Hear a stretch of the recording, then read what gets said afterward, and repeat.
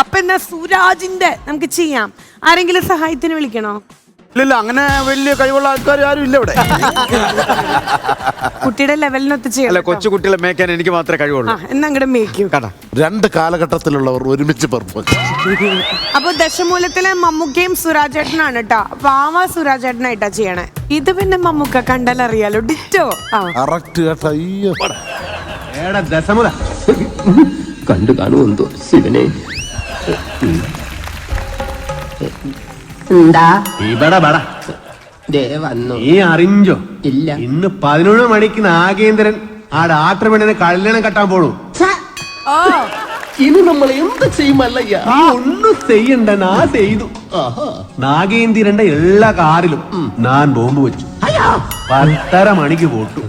നന്നായി. നിൻಗೆ ನನ್ ಬಗ್ಗೆ ಗೊತ್ತಿಲ್ಲ ನನ್ ಹಂದಿ മകനെ.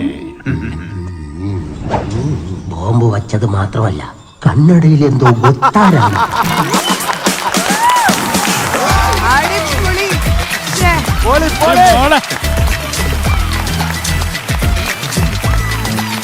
വലുതാവുമ്പോ ആരാവാൻ ആഗ്രഹം?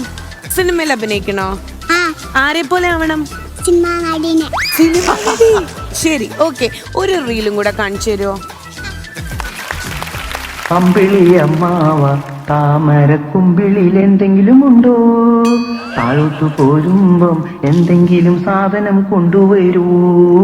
താഴോട്ടു പോരുമ്പം ശനിയാഴ്ചയോ ഞായറാഴ്ചയോ ഒഴിവുള്ളപ്പോ മതി.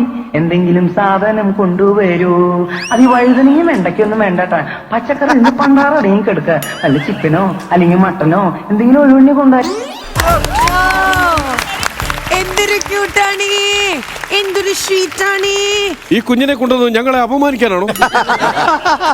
നിങ്ങൾക്ക് 7 വർഷമായിട്ടും തിരിച്ചറിവ് വന്നില്ല. തിരിച്ചറിവിന് വേണ്ടിയാ ഈ ഒരു ആറ്റം ബോംബ്. ഇനി എന്താ ചെയ്യാ? മേരിക്കുണ്ടൊരു കുഞ്ഞാട്. ഓക്കെ, പണിയെടുക്കാൻ എന്നെ നിർബന്ധിച്ചിട്ടുണ്ടെങ്കിൽ ഞാനും എന്റെ പണി നോക്കി പോട്ടോ. അവനോടൊന്നും പറയണ്ട. അവനെ കൊണ്ട് ഈ കുടുംബത്തിന് എന്തെങ്കിലും ഉപകാരം ഉണ്ടാകുമെന്ന് വിചാരിക്കുകയും വേണ്ട. ഇവനെയൊക്കെ 10 മാസം ചുമന്ന് പറ്റതൊക്കെ വെറുതെയാ.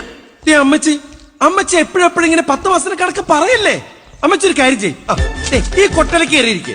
എന്നിട്ട് ഞാൻ എന്റെ അമ്മച്ചൻ ചുമന്നുകൊണ്ട് ഒരു 12 മാസം ഇങ്ങനെ നടക്കാം. എന്നിട്ട് ആ കണക്ക് അങ്ങോട്ട് വീട്ടാ പലിശ അടക്കാം. ഒരു രക്ഷയില്ലാത്ത ടാലന്റ്.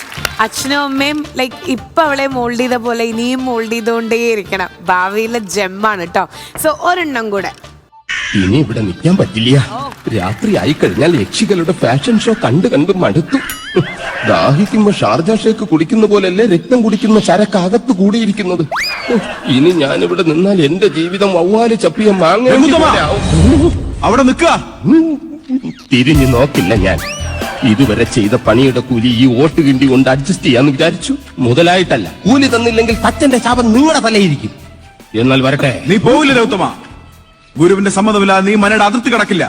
കടന്നാൽ നിന്റെ 2 കാലും തളർവാദം വന്ന് ശോഷിച്ച് ഈർക്കിൽ പോലാകും. ഇഷ്ടകാലം ഭൂമിയിൽ പാമ്പിനെ പോലെ ഇഴഞ്ഞു നടക്കും. നീ നിൽക്കുക. അതിനോട് ആരാ പോന്നെ? അളിയെ നിൽക്ക. ഞാൻ